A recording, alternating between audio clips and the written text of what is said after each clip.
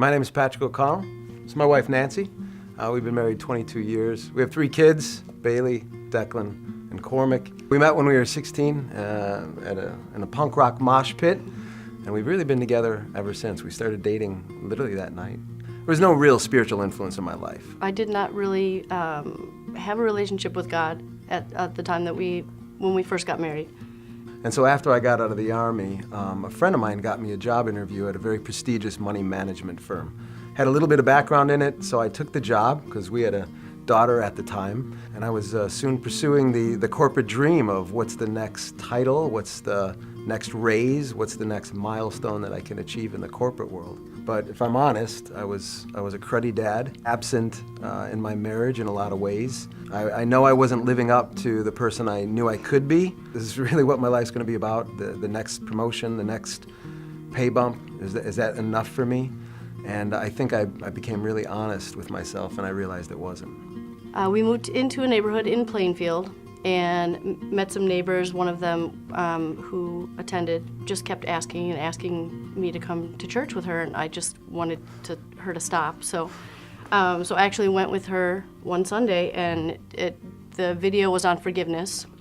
And I had some issues with some family members that I could not forgive. I could feel the weight being lifted off of my shoulders. It was a pretty amazing experience for me.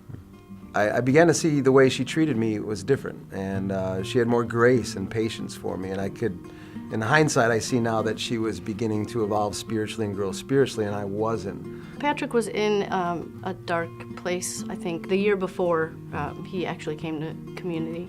So that was scary for me because I knew that he was struggling. The best way I can describe it is I came into a season where I was open. I actually started reading the Gospels and moving through those and getting more familiar with who Jesus was and what he actually said. I knew she had found something, and I trusted her enough and had enough faith and confidence in what she was going through to know that there was something legitimate here. For whatever reason, I was ready at that point in my life to follow that Jesus, and that's the one I've been following ever since.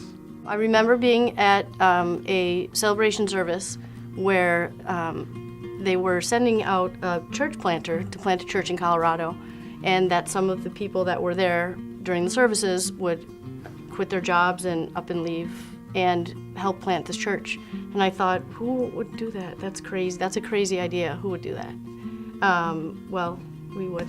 A few years later, Patrick left his business, and we sold our house in Plainfield and moved to Kansas City to plant a church with a few other families from community.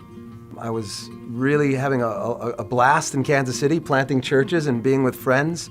But then, as God often does, he called us to the next season. We were able to come back to Chicago, and I now have this great privilege and honor to work with a great team of people to help plant churches all over the world so people can find their way back to God.